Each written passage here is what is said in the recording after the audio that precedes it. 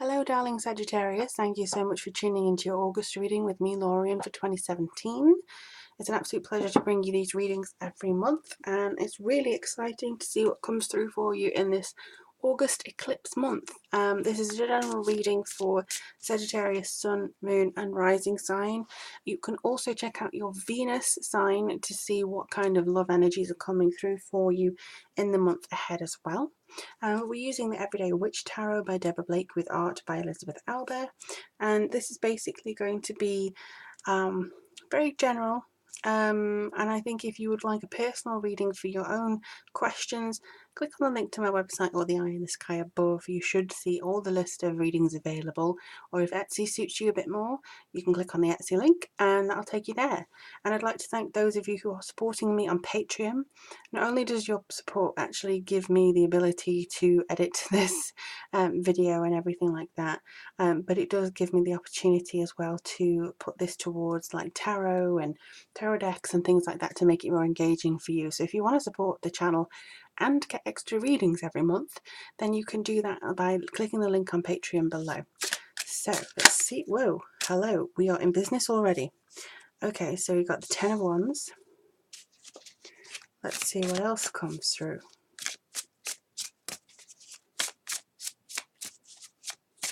Whoop, whoop, whoop. Whoa, you're very antsy today. Okay, so you got the Page of Cups. Lovely.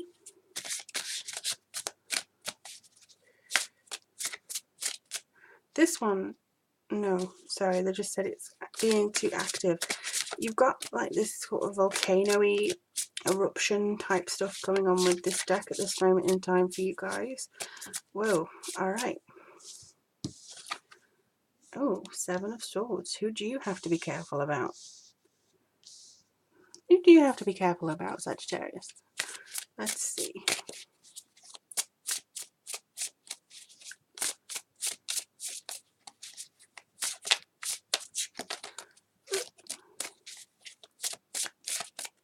I'm taking extra care in doing your shuffle because I don't want to miss anything. And I think if they're actually throwing themselves out, then that's a very... Oh, okay. 2 of Wands. And at the bottom, 3 of Swords. What's going on with you, Sagittarius? Let's have a look.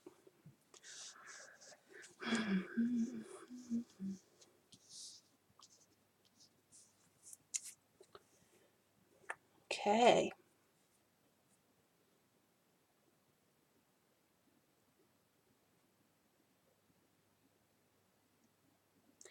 Some of you... Okay.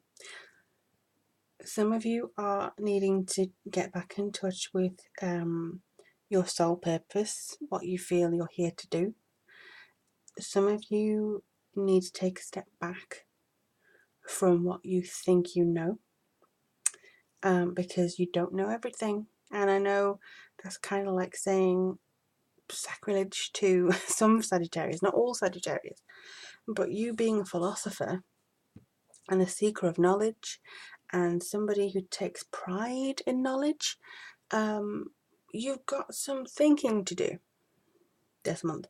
I think because of the eclipses, you're going to be naturally inquisitive. You're going to be wanting to explore what the darkness of this eclipse means, and also wanting to explore what the newness of the new moon in that eclipse means for you too. And I feel as though there's a lot coming through in regards to maybe getting in touch with your creative side. Now, when I say creative side, some people go, I don't paint, I don't sing, I don't write, I have no idea how to be creative. That is not the case. Creativity is all about something that makes you happy, that is not work, and that is not, love and romance. So creativity could even be cooking. It could be interior design or making your home nice. It could be arranging photo albums or photos in a photo album or something like that. But I think that they're asking you to express yourself in various ways that is going to see you onto the next stage of your life. Now, these 2 eclipses are going to be for the next 6 months, and they keep telling me to light my incense, so I'm very sorry, but I have to light my incense. They've been telling me since I started the video, so there we are. Hopefully they will be quiet now. There we are. So yeah, it seems like the next 6 months from this eclipse are going to be very positive, but also challenging. That's why I've got the Ten of Cups here. But for August in particular, I would say that there's a lot of struggle to kind of get where you need to be. It's a completion as well. So it could be the fact that you are shirking off some responsibilities that you actually need to take hold of, and vice versa. You're holding on to some responsibilities you don't need to anymore. And I think some of this could be expectations from other people. It could be family expectations that are asking you to do too much. But especially if you have in the love area for you, I think that this is about maybe realizing that you are not one half of a whole.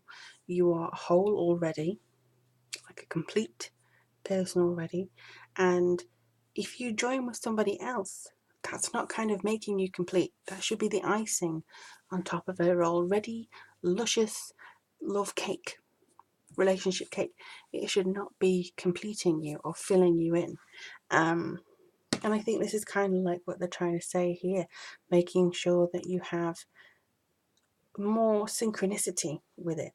Now here we have Page of Cups. So this is all about messages. So I do think that you may actually find some messages channeled from your creativity. So for instance, like I said, those photographs, and they keep showing me photographs, so it may be something to do with photography for some of you, but also just kind of old photographs that you may find. You may discover something about yourself that you missed or that you love, and you may want to get back to being that sort of person. I mean, you don't have to repeat the lessons of, what you did when you were that person, but it just feels as though you're looking back to your youth and the messages coming through from your spirit guides. So whatever creativity you do this month, you're going to actually go, hey, I like this. I like being this person. I like getting back in touch with this person again, who I used to be, but who I still am deep down. And I think this is incredibly positive for you. This is actually saying that you can find the solution to so many problems that may arise this month. So many responsibilities will come from knowing that you are at heart the person that you've always been, that when you were at your happiest. And I think that's very important for you to know.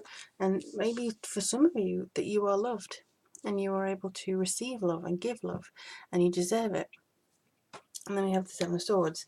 This could be natural suspicion for some of you. This could be, if people don't share your view and people don't agree with you, this could be a natural, hey, I don't like them. They have, different opinion to me. It could be that for some of you, not all of you. But it could also be the fact that you're trying to, okay, half of you is deceiving yourself. Half of you, it's going to be somebody who is deceiving you. So it could literally be that somebody is being a bit sneaky around you, a bit jealous, coveting what you have. It could even be a quality that you have, or the fact that you're friends with somebody that they want to be friends with. So don't write them off. Don't write anybody off. It could also be because you get back in touch with yourself. People go, you've changed. No, I'm exactly the same. I just feel happier, But for some of you, it's you deceiving yourself and saying nobody will love me, or this isn't going to work because of, and then a list comes out. And I think a lot of the list is your fear. So you need to forget about this sort of stuff, and you need to block out anybody who's going to be a bit of a negative Nelly to you this month as well. But the Two of Wands is great for prospects and things. This is progress, this is discovery, and it's almost like you're trying to figure out where you fit in the world, where you want to be, what you want to do. Where is it you want to go to next? You've got the flame of, I think, creation here, and also a flame of understanding. There's a spark, there's an idea here, there's something that seems to come through saying that you deserve what's actually happening for you.